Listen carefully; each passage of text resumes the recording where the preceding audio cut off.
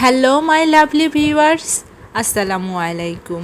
আমি বিপাশা ব্লগস থেকে আপনাদের জন্য নতুন একটি রেসিপি নিয়ে চলে এসেছি। আজ আমি হাতের সাহায্যে কিভাবে ঘরোয়া পদ্ধতিতে ঘি তৈরি করা যায় সেই রেসিপিটাই আপনাদের সাথে শেয়ার করব। তো আমি এখানে প্রায় 3 কাপ পরিমাণে দুধের সর নিয়েছি। এই সরগুলোকে আমি হাতের সাহায্যে এভাবে মেখে নিব। প্রায় 15 থেকে 20 মিনিট মাখতে হবে। তারপরে প্রায় 3 কাপ পরিমাণে ঠান্ডা পানি, অবশ্যই ফ্রিজের ঠান্ডা পানি আপনারা অ্যাড করবেন। তারপরে আবার ভালো করে মাখাতে হবে। যখন আপনাদের দুধের সরগুলো দেখবেন এই পর্যায়ে চলে আসবে, হাতের মধ্যে ফেনা তৈরি হয়ে যাবে আর অনেক হালকা ভাব মনে হবে, তখন এগুলোকে আপনারা ছেঁকে নেবেন। আর নিচে অবশিষ্ট পানিগুলো থেকে যাবে। আপনারা আমার ভিডিওটি ভালো করে দেখলেই বুঝতে পারবেন। তো আমি এই পাত্রটি থেকে যেখানে ঘি তৈরি করব সেই পাত্রের মধ্যে উপরের ভেসে ওঠা দুধের ননিগুলোকে তুলে নিচ্ছি। এভাবে হাতের সাহায্যে অথবা আপনারা যে কোনো ছাঁকনির সাহায্যেও এটাকে পানি থেকে আলাদা করে তুলে নিতে পারেন।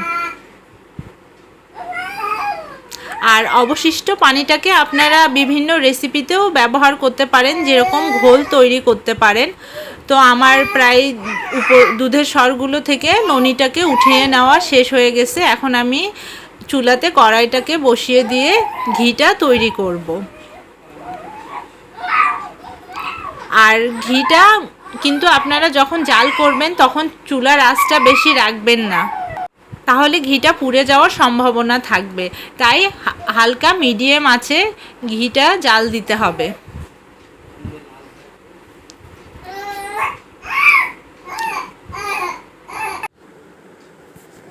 তো দেখুন আমার কিন্তু পানিগুলো একদম প্রায় হালকা হয়ে গেছে। আমি এর মধ্যে থেকে সব ননিগুলোকে উঠিয়ে নিয়েছি।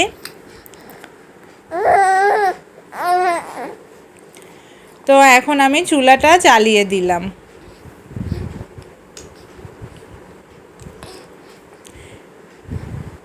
এ পর্যায়ে দেখুন কিছুক্ষণের মধ্যে এরকম ফেনা তৈরি হতে থাকবে। আর আপনারা কিন্তু একটানা নাড়তে হবে, থামা যাবে না, তাহলে তলানিতে লেগে যেতে পারে। তো প্রায় আমার ঘিয়ের কালারটা চলে আসছে। তো আপনারা দেখতে পাচ্ছেন আমার ঘিটার প্রায় কালারটা চলে আসছে। এরকম মিডিয়াম আছে হালকাভাবে একটানা নাড়তে হবে। তো নাড়তে নাড়তে তেল বেরিয়ে আসবে আর এরকম সাদা বুদবুদিটা আস্তে আস্তে কমে যাবে।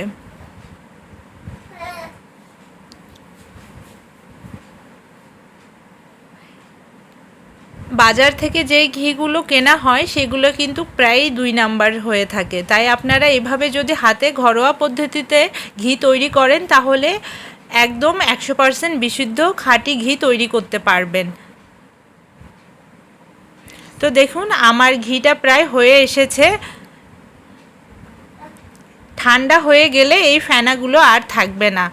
তো আমি ঠান্ডা হওয়ার পর চুলা থেকে নামিয়ে নিয়েছি। তো আমার প্রায় এখানে 250 গ্রাম, প্রায় 1 কাপের মতো ঘি হয়ে গেছে। তো আপনারা অবশ্যই এভাবে বাসায় 1 নাম্বার খাঁটি ঘি তৈরি করতে পারবেন আমার রেসিপিটি ফলো করলে। আর আমার ভিডিওগুলো যদি আপনাদের কাছে ভালো লাগে থাকে তাহলে আমার চ্যানেলটিকে অবশ্যই সাবস্ক্রাইব করতে ভুলবেন না, আর সাথে লাইক, কমেন্ট আর শেয়ার করতেও ভুলবেন না। তো নেক্সট ভিডিও নিয়ে আমি আপনাদের মাঝে আবার আসবো। আল্লাহ হাফেজ।